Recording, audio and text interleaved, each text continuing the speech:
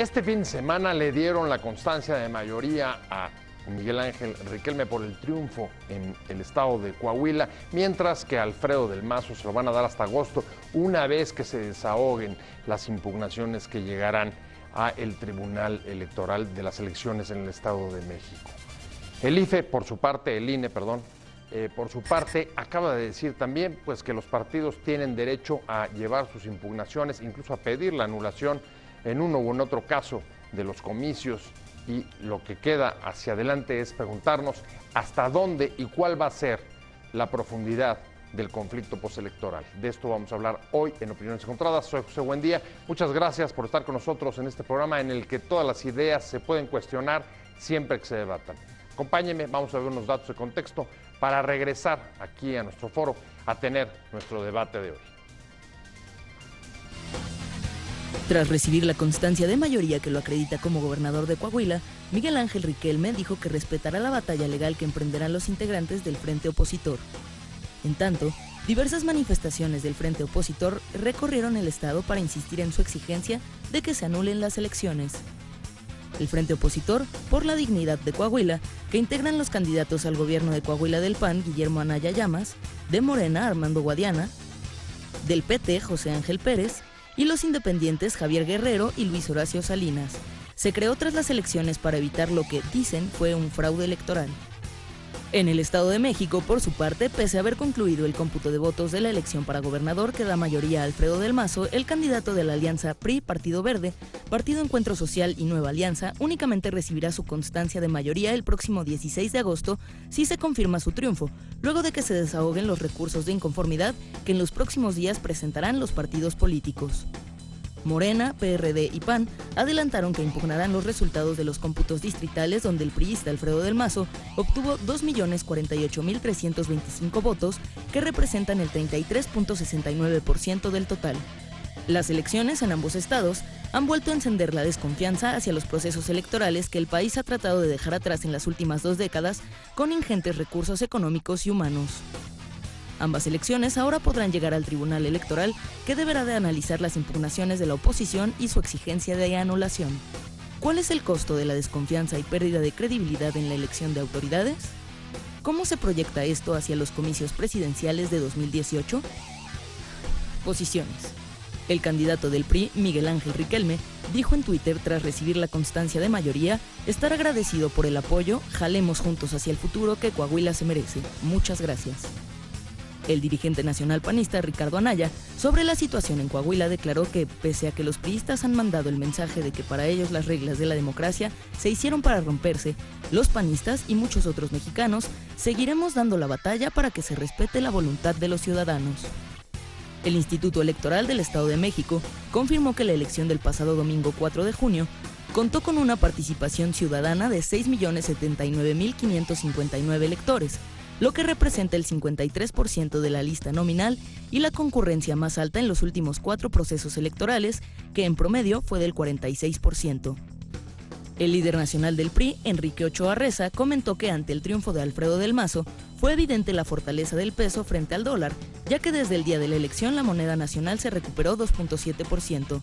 Destacó además que el triunfo de su candidato en la elección a gobernador en el Estado de México demuestra que se puede vencer al populismo. Por su parte, Del Mazo difundió en su cuenta de Facebook que invito a que todos demos el siguiente paso a caminar juntos para enfrentar los retos del Estado y seguir construyendo un mejor futuro. Ganamos los mexiquenses. Arranque de semana, muchas gracias por estar con nosotros. Vamos a empezar con Opiniones Encontradas. Vamos a hablar del proceso electoral. El fin de semana ya entregaron la constancia de triunfo después del cómputo distrital a el candidato del PRI en Coahuila, a Miguel Ángel Riquelme. A Del Mazo se lo van a dar hasta agosto, una vez que se desahoguen las denuncias, las impugnaciones que lleguen al Tribunal Electoral. ¿Qué tan profundo, hasta dónde puede llegar el conflicto postelectoral en estos dos estados? Me da mucho gusto que esté con nosotros Fernando Belaunzarán, como siempre, exdiputado del PRD. Encantado, José, encantado de estar contigo. Y además estuvo pues muy involucrado en el único proceso que no tuvo broncas. Sí, Nayarit, aunque se dio una noticia que es para darse espaldas. El resultado de Nayarit ya está aceptado y sin embargo el OPLE de Nayarit acaba de mandatar el cómputo, voto por voto, casilla por casilla, de todas, de la elección, a pesar de que ya aceptaron el resultado. ¿A petición de? Pues lo decidieron, una cosa extraña. Entonces, en Coahuila y en el Estado de México, donde la elección es cerrada, hay problemas, hay conflictos, ahí no aceptaron el voto por voto. Y en donde la diferencia es amplia, salieron ya a aceptar los resultados, ahí sí lo abrieron, es el mundo al revés. O sea, pero a ver, sin petición de ningún partido, los perdedores hicieron quizás, alguna impugnación. No, es posible que el PRI lo haya determinado, pero mira en qué momento lo están haciendo, ¿no? Lo que te dice es esto, ¿qué está pagando? El INE está pagando los platos rotos de un exceso que tomó.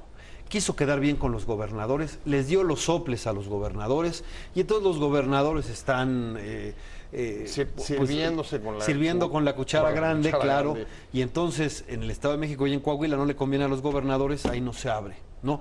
Aunque ahí hubieran podido usar un criterio, entiendo que es un criterio amplio, diciendo que como hay son más los votos nulos que la diferencia de votos entre primero y segundo, lo que se usa en las casillas, con ese criterio pudieron haber abierto todas las casillas y hubiera servido para despresurizar el problema, para darle una salida, para la transparencia, etcétera. No quisieron hacerlo ahí, pero hoy nos amanecemos con que Nayarit van a recontar los votos. Es que yo creo que el gobernador, lo que seguramente quiere el gobernador es recuperar algún municipio, algo así, está así, pero que López se haya prestado a eso en estos momentos es parte de nuestra tragicomedia mexicana, ¿no? Que es un poco surrealista. A López ahora en Nayarit, pero los traemos los señalamientos al Instituto Electoral, a López de Coahuila y también al Estado de México. Y me da mucho gusto estar también con nosotros un especialista en asuntos electorales, alguien que conoce muy bien al Instituto, Roberto Duque, de la Facultad de Derecho de la UNAM. Ahorita están reunidos justamente a propósito de lo que comentaba Fernando en el arranque, el INE con los partidos políticos para conocer sus quejas y sus inconformidades. Pero la verdad es que no sé si compartas los primeros señalamientos de Fernando.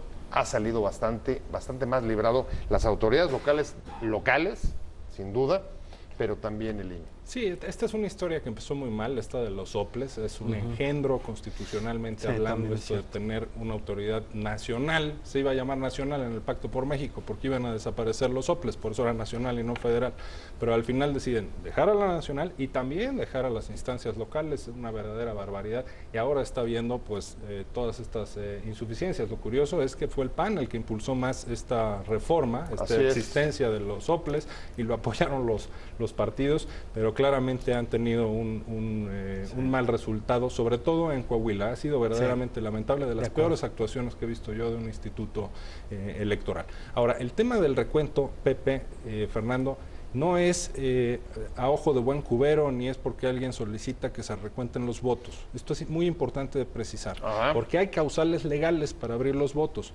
Y perdón, pero una casilla en la cual firmaron los representantes, un caso ordinario, digamos, todos los representantes de los partidos firmaron, el del PRD y el de Morena y el del PRI y el del PAN. Ahí está la firma. No hay protestas, no hay incidentes.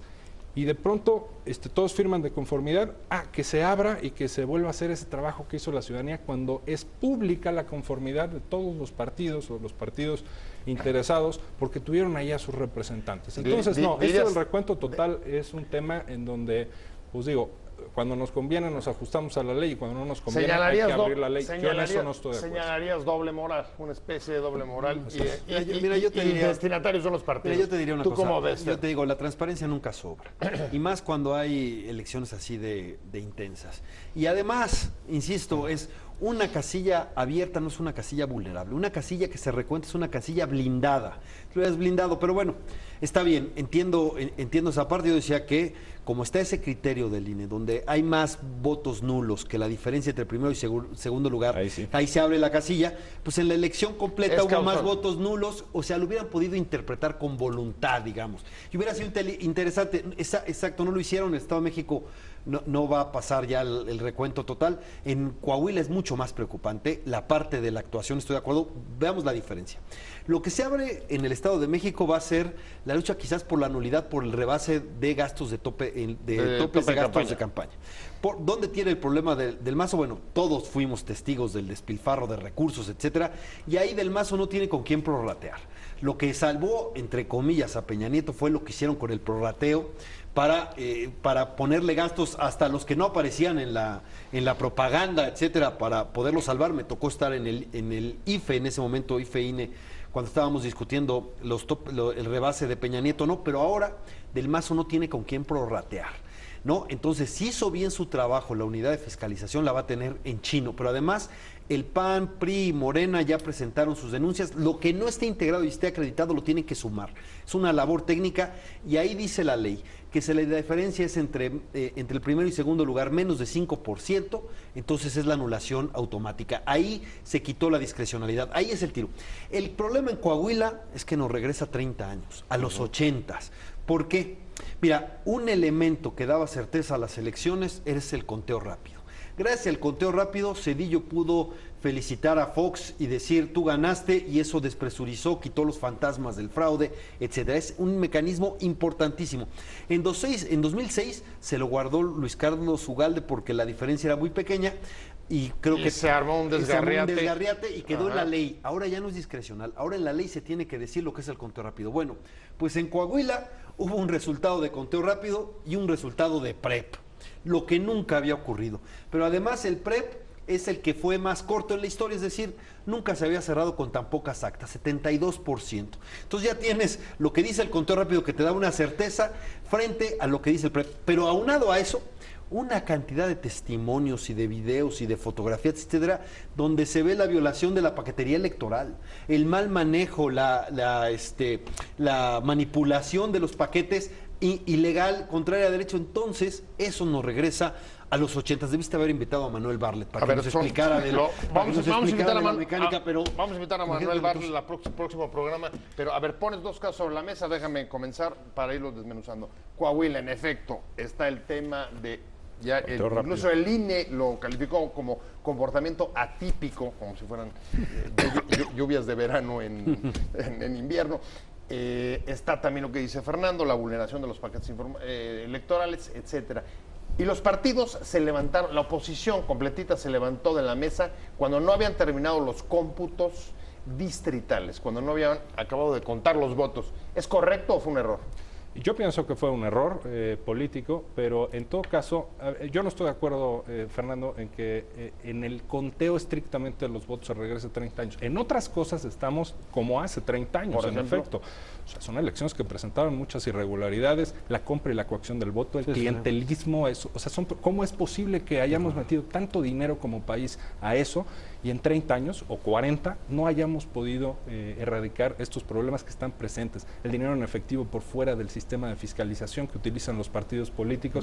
En eso estamos verdaderamente muy mal. Dobles contabilidades, incluso dijo Duarte de Morena respecto del Estado. En efecto. Las mentiras, por ejemplo, de los candidatos en la propia jornada electoral. ¿Cómo es posible que el presidente del PAN salga a las 6 de la tarde, 6:05 de la tarde, a decir que ganó 3 elecciones, incluida Nayarit, que todavía estaba votando la gente porque es diferente uso horario? ¿Cómo puede saber que ganó en esa entidad federativa? Es una mentira. Pero luego sale Alfredo del Mazo a decir fue el segundo mentiroso, porque tampoco tenía elementos para señalar que había ganado la elección. No importa si la ganó o no, en ese momento no se pueden anunciar esos resultados. Yo he sido abogado electoral, Pepe, y sé que no hay tiempo para procesar 18,000 casillas para un partido político y hacer una afirmación como esa. Es una mentira. Y luego sale Riquelme, y luego sale el otro, Guillermo Anaya. En fin, son mentiras que hacen abiertamente. Todo este comportamiento es irregular. Pero yo lo que digo es que en el conteo de los votos es una de las cosas en las que lo hemos hecho bien en México. No lo inventamos nosotros. En otros países opera lo mismo. ¿Cuál es el candado maravilloso que hay para que no haya fraudes burdos en el conteo? El de las actas que firman los ciudadanos y firman los representantes de los partidos. Entonces, ¿cómo puede ser que digan, hubo manipulación de los paquetes? Ok, si la hubo, el acta que tendría que estar dentro de ese paquete ya tienen copia por fuera, Pepe, ya tienen copia por fuera los partidos. O sea, el PRI le dice, aquí, oye, yo te gané, aquí firmaste, firmó, y el PAN le dice, perdiste, PRI, aquí tengo el acta, cotejemos las actas. O sea, no son secretas las actas, tienen copia por fuera los partidos. Entonces, en ese punto hay que ser muy, muy específico, porque me parece irresponsable señalar que hubo un fraude tremendo en eso. Nada más ¿Quiere replicar, Fernando? Sí, nada más que es en el mundo ideal de que los partidos tienen el 100% de sus representantes de casilla. casilla, en todas las casillas, y eso Okay. no ocurre. El PAN dijo que tenía 100. El que tiene realmente la estructura para hacerlo generalmente son los partidos en el gobierno, esos cumplen.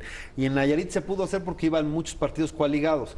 Pero lo que te dice es eso, pero las evidencias, nada más se vean los videos de cómo llegaron los paquetes a algunos lugares de Coahuila, es verdaderamente grave. Pero insisto, imagínense que lleguemos al 2018 con el conteo rápido deslegitimado, puesto en duda, cuestionado. Ahí la tiene en chino esto, porque el INE certificó ese conteo rápido. Es muy importante. ¿Cómo los partidos pueden tener una idea de cómo viene la elección? Porque hacen encuestas de salida.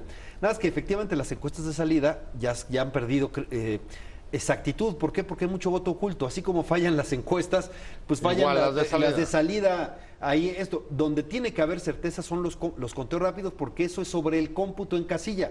Ahí son resultados, no es lo que dice las personas. Entonces, vamos a ver si las autoridades electorales tienen la voluntad, sobre todo si se acredita el rebase de topes de gastos de campaña, para hacerlo. Vamos a ver de qué está hecho el INE, porque primero es la unidad de fiscalización del INE. Y segundo, el tribunal, vamos a ver de qué están hechos. La verdad es que para cualquier observador imparcial vio ese despilfarro de recursos, etcétera. Tendrían que acreditarlo y procede la anulación inmediata, ¿no? Y en el caso del Estado de México, ¿qué pasa con el conteo rápido? Porque, insisto, que vayamos al 2018 con ese instrumento desacreditado es un riesgo brutal. Me quedo con dos. Esperar de la autoridad electoral frente a las impugnaciones y del tribunal, donde llegarán finalmente el conflicto y hasta dónde va a llegar este conflicto postelectoral. Estamos hablando con Fernando Belauzarán, exdiputado del PRD, Roberto Duque, me quedé contigo. Decía Fernando, vamos a ver de qué están hechas las autoridades electorales hasta ahora. La verdad es que creo que el balance no ha sido muy positivo para ellas y algunas declaraciones, incluso anticipándose o juzgando la legitimidad o la capacidad probatoria de los partidos de sus denuncias no ha sido la mejor. No sé cómo tú la veas. Yo la veo así, Pepe. Hasta ahora, digamos, el saldo, el balance de los institutos electorales a mí me parece mixto, ¿no? El Instituto Electoral del Estado de México hizo un conteo rápido que funcionó muy bien, por más que López Obrador diga que no se cumplió 1,800 casillas, eso es mentira, tenían que ser 1,200, ahí está el protocolo científico, es público, en fin, es mentira, es consultable en internet. Sí. Fue buen conteo rápido, luego fue un buen PREP también, funcionó bien, pero en Coahuila vemos todo lo contrario. Un PREP desastroso, solo contabilizó el 72% y publicó el 72% de las actas, y un conteo rápido también desastroso en el que, bueno, rápido porque así se llama, pero fue más lento, tuvo un tortuguismo verdaderamente, con un eufemismo. Y además trunco, ambos instrumentos fueron un desastre, ¿no? Y el INE, yo habría esperado una posición más de vigilante, de supervisor de los procesos. Si algo salió mal, ellos tienen que tomar cartas en el asunto. No fue el INE directamente el que incurrió en estos desastrosos instrumentos del PREP y del conteo rápido, pero sí asumir una posición más de autoridad, de poner cartas en el asunto, y vi un poco, pues más bien el optimismo, no, vamos bien, no estuvo tan mal, para el 2018 estamos sólidos. Creo que el INE tiene que ser más autoridad nacional, porque por eso se le denominó así en la última reforma. Y por lo que hace el Tribunal Electoral, el problema ahí es que van a ser impugnadas desde luego estas elecciones, Coahuila y Estado de México, pero muchas de estas faltas y de estos males que sigue padeciendo nuestro sistema electoral son difíciles de acreditar. Las causas de nulidad de casilla, la compra del voto es difícil de probar, la elección de Estado es difícil de probar, y solo con pruebas puede resolver un tribunal. Entonces vamos a ver, quizás el tema que menciona Fernando, del rebase de topes de campaña, es de lo más objetivo, digamos, palpable que tenemos. Trató de reaccionar el INE en las últimas horas diciendo vamos a ser implacables con el tema de la fiscalización. Duarte de Morena ya denunció que él tiene pruebas de contabilidades paralelas en la campaña de Alfredo del Mazo, y tienes también pues, lo que el PRD y el PAN ha dicho. Que fue a ojos vista. Hay cosas que están difíciles sumar, pero que todo el mundo las vio, que eran a los miembros del gabinete de Enrique Peña Nieto entregando programas sociales ahí prácticamente en campaña, ¿no? Todo el gabinete en pleno iban ahí. que evidentemente rompe la equidad, pero con lo que él repartía, con lo que daba, mira, dar tarjeta y decir, esta tarjeta va a tener dinero si yo gano, la verdad es que, en mi opinión, es un delito electoral pintado, no es la coacción y es confesión de parte decirle a alguien, si gano yo, esta tarjeta tiene dinero para ti, eso me parece acá, pero estaban desesperados realmente y vamos a ver de qué criterio tienen, pero la salida fácil para ellos, en mi opinión, confianza? No, pero eso es lo que vimos. Lo que yo digo es que su salida fácil es el instrumento técnico que es el rebase en los gastos de campaña. Es un instrumento técnico, ahí es simplemente sumar números. y como es automático, ahí la pueden librar. En lo otro que requeriríamos una autoridad mucho más grande, más autónoma, con mayor estatura política, que, bueno, es que, imagínate, es que hay que decirlo, el tribunal nace con una ampliación inconstitucional de sus plazos, ¿no?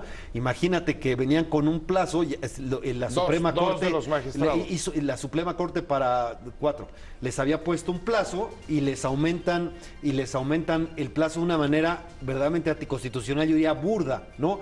Sí. Entonces, así nació ese tribunal y le vamos a pedir al tribunal que catalogue que lo que fue una clara compra de voto, como es decirle, esta tarjeta tiene dinero si yo gano, ¿no? Pues la verdad es que a mí me parece de sentido común, pero a lo mejor no les alcanza ese peso porque les dieron ese gran favorzote, ¿no? Pero lo que sí es, lo otro es técnico. Rebasas los topes de campaña, es nulidad, porque la diferencia es de 5%. Lo que tenemos que ver ¿cuál es el punto sobre el INE? Es que el INE supervisa los instrumentos técnicos. El INE sí supervisó el PREP en Coahuila y supervisó, por supuesto, el conteo rápido. Entonces también tiene una responsabilidad. ¿Y cuál es el problema con lo que decía Roberto de la defecio, de los soples? La reforma electoral. Ajá. Pues bueno, el problema es que no solo esta dualidad y este favor que hicieron entregándole a los gobernadores los soples, sino que además en la ley establece que es el gobierno del estado quien le paga los soples. Entonces yo vi en Nayarit esa situación, hay un chantaje completo del gobierno para pagarles hasta los sueldos de los consejeros. Entonces los tienen el gobierno estatal, si además pusieron a sus recomendados y además tienen el control presupuestal, pues ya sabemos a quién responde. La pregunta ahora es, ¿hasta dónde creen que lleve el conflicto postelectoral después de los flashbacks que hemos estado viviendo justo en estos dos procesos electorales, algunos llevándonos a los 80s, otros quizá a los 90s, se acuerdan de las concertaciones? No sé si esto vaya a implicar alguna negociación política entre el PRI y el PAN. La recta final de Opiniones Encontradas, ¿hasta dónde puede llegar el conflicto postelectoral? Roberto Duque. Bueno, en cuanto a plazos, hasta el 15 de septiembre puede llegar el fallo final del Estado de México y luego por estado va variando, puede ser un poco después, pero digamos, el dato del que hablábamos de la elección del Estado de México es el 15 de septiembre, el plazo fatal. Por cierto, Fernando hablaba de la designación de los magistrados electorales. Sigue pendiente en la Suprema Corte. Y decían que como 6 meses se iban a tardar. Entonces, 4 magistrados, cuyo periodo se modificó. Era para enero pasado. Lo impugnaron. Y entonces se dijo que como 6 meses podría durar, que se están cumpliendo. Entonces en estos días a lo mejor resuelven acerca de la duración de estos magistrados. Pues, ¿un mecanismo? Haberlo hecho mal de origen, pues abre lugar a todas estas especulaciones. Ahora, el tema en el que quiero insistir, Pepe, es en que en el conteo de los votos no está el problema de los fraudes en México, por el sistema que tenemos. Ahora mismo López Obrador está diciendo que quiere anular 5 distritos en el Estado de México, sí. Porque su matemática ya le dio a que, bueno, salvemos la elección, por irregular que haya sido. Elevada participación. Pero mi matemática me dice que Delfina Gómez, si quitamos esos 5, o sea, si de un plumazo borramos esos 5 distritos, voto por voto y casilla por casilla, eliminado al basurero, entonces gana Delfina Gómez. Y pero entiendo que además el argumento es por una votación atípica. Así es. También, o sea, más arriba del promedio. Pero uno del se mete a la página de internet de esas casillas que pretenden anular y están aprobadas por el representante de Morena, que por cierto tuvo representación Morena en casi la totalidad de las casillas, y las otras están, esas sí, en ese PREP que sí funcionó bien, pues ahí están en el PREP. No va a ser por el conteo de votos. Sí, el problema no es que llegue. Va a ser en efecto por el rebase de gastos de campaña, pero aguas porque la gente ya está en la calle. El fin de semana estuvimos viendo manifestaciones en Coahuila, como hace rato que no se veía. Yo ahí tengo una diferencia con Roberto. En lo que dice en el Estado de México tiene toda la razón. no es el cómputo. Ahí efectivamente es atípico que en zonas rurales voten más que en zonas urbanas. Claro que es atípico, pero... compra y coacción, pero probarlo es más difícil. Es probarlo más difícil, pero sí hubo mayor participación, casi 70% frente a 50 más o menos que había en las otras. Sí es algo por lo menos para que sociológicamente se vea por qué, ¿no? Sí. Pero efectivamente eso no te da legalmente para que pidas abrir. Otra cosa se hubiera dicho si hubieran concedido el voto por voto. El punto clave para Andrés es que si desata el conflicto postelectoral, entonces se mata a sí mismo de alguna manera. Él quiere quitarse la imagen de Rijoso, del gran error que fue hacer la reforma. Ese fue su gran error, y acá entonces todo el mundo recordaría eso. Tiene ese problema.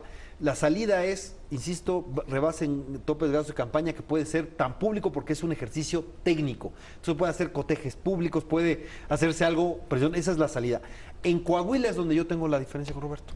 Ahí la falla los tres datos: falla de conteo rápido, falla de PREP y además las evidencias de manipulación y violación de paquetes electorales, que puede ser que hayan cometido un error o no la oposición al salirse de los cómputos, pero esos tres elementos sí nos llevan a que el cómputo puede ser un error. Si no se resuelve lo de Coahuila bien, entonces vamos a llegar a un 2018 donde el conteo rápido va a estar bajo sospecha, bajo duda, y entonces sí, lo que era el principal elemento de despresurización el día de la campaña, no. Entonces, tienen 20 años, el problema es que 20 años de recursos y reformas para sacar esto. El problema es que la gente vaya a rebasar a Andrés Manuel en el Estado de México, ¿no? Ese pudiera ser el problema, que lo rebase, ¿no? Porque si hay una indignación fuerte, hay un enojo, etcétera, y es esto. Entonces, yo esperaría... Pero a ver, no solamente es la gente en ambos estados, pero en ambos estados en Coahuila traes a la oposición en su conjunto, y en el Estado de México también por separado, va PRD, va PAN, está Morena. ¿Cómo ves tú la presión para las autoridades electorales? No, bueno, va a ser un... ¿Hasta dónde va a llegar eso? Yo creo que va a ser una labor en la que tienen que ser muy cuidadosas las autoridades, sobre todo las autoridades jurisdiccionales, ante quienes están presentando los medios de impugnación, que claramente hay en ambos estados petición de nulidad. Ahora, el tema de Coahuila que dice Fernando, en efecto tenemos una diferencia. Fue muy irregular y ya dije, penoso el caso del instituto, que falla en el PREP y falla en el conteo rápido, que son dos instrumentos importantes para cubrir, digamos, la información entre la jornada y el inicio de los cómputos. Sin embargo, la falla de esos dos sistemas, por fortuna en México y en otras partes del mundo, no altera las actas que son verificables. Entonces, el dato aquí que me parece relevante es que el PAN en Coahuila salió a decir que tenía el 100% de las actas en su poder, y que con ese 100% de las actas llevaba 2 puntos de ventaja sobre el PRI. Si eso es cierto, el PAN con actas en mano pudo haber llegado a decir, aquí están los resultados, los pudo haber exhibido incluso, y ver si coinciden en los cómputos, y ver si coinciden con las del PRI. Un cotejo ahí hubiera sido útil. O la otra opción, bloqueó. Sí, claro que bloqueó. Por supuesto que bloqueó. Hay que ver si tenía el 100%, por insisto. Eso dijo el PAN. Si no coincide tu acta con la otra, ¿no? Con la que tiene otro, imagínate que hubiera 2 actas distintas, se abre el paquete, pero si el paquete ya fue violado, genera mucha sospecha. El problema ahí fue la manipulación de por lo menos los videos que yo vi que trataron la paquetería electoral en Coahuila. Es muy preocupante, muy preocupante, que se une con las irregularidades del PREP y de... Está incluso pero además, está la grabación de Humberto Moreira. El problema es que Moreira, parece ¿no? que sí, claro. ¿Recuerda la grabación de Humberto Moreira? Sí, claro. Dice, es que bueno, acusa al hermano de haber violado la paquetería, porque él podía probarlo por los que había llevado, ha movilizado, ¿no? Eso es digno de una película de Luis Estrada. Hubiera podido ser de La Ley de Herodes, un apéndice unos años después, y sale Humberto Moreira acusando a su hermano de haberse robado la elección. Y acusando a su hermano de hijo de tal por cual, pero es su hermano. Pero imagínate, pero además no sabía porque él había cometido la ecuación es electoral. esta. El PRI como está no puede permitirse conceder. Está en un asunto de guerra a muerte por el poder, siente que se les va, están como gatos panza arriba, y entonces van a tratar de no admitir ningún cambio. Pero si no se anula Coahuila, el INE se da un balazo en el pie en la su credibilidad y claro, en sus instrumentos, en el conteo rápido y en el PREP. Y el problema en el Estado de México es que lo que está en juego es el factor de equidad. ¿Qué tanto vas a permitir en la elección de 2018 que un candidato aventaje a todos los demás por el uso de recursos, por el uso de programas? Eso es lo que está en juego. Pero el PRI lo va a defender como gato boca arriba y entonces quizás son nada más los prolegómenos de un 2018 verdaderamente conflictivo, tremendamente pegado, pero hubo una cosa que no se ha dicho aquí, que es una cosa que no se ha dicho aquí, que es fundamental para el año pasado. ¿Cuál es el mejor remedio para esto? Las alianzas. Las alianzas amplias son perfectamente exitosas, así como en 2016 funcionaron. En 2017, tanto en Nayarit como en Veracruz, la ventaja fue clara en muchos lados gracias a las alianzas, donde participan también PAN, PRD, Sí, pero eso será algo... Si sigo la argumentación de los dos, tendría que decir que, no sé si compartas, Roberto, de la actuación tanto de la autoridad como de los tribunales, va a depender en buena medida las condiciones claro, que lleguemos a 2018. Es decir, hoy la gran responsabilidad sobre garantizar, y ya no digas garantizar, llegar en un poco de mejores condiciones, está ahí. Está ahí, sin ninguna duda. ¿Los ves con esa conciencia? Totalmente. Este es el antecedente de 2018, porque son autoridades relativamente nuevas, son las primeras elecciones presidenciales nacionales y además prácticamente todo el Estado hay concurrentes en cada entidad. Creo que es una gran prueba del 2018, pero ahora es en donde se va a ver pues de qué están hechas esas autoridades. Ya se está viendo, en lo local pues tenemos un serio problema con Coahuila. Pero las autoridades jurisdiccionales tienen que mostrar de lo que están hechas, y no solo en sus resoluciones, Pepe, también en la forma en la que comunican y convencen de los argumentos serios, si es que los hay, que soportan lo que resuelvan, lo que sea, anulen o no. Me quedo con eso, que creo que ahí hay condiciones. Vamos a ver de qué están hechas las autoridades electorales en este proceso. Muchas gracias, Fernando Lauzarán, exdiputado del PRD. Muchas gracias, Roberto Duque, especialista en asuntos electorales. Muchas gracias a usted por esto con nosotros en Opiniones Encontradas. Nos vemos.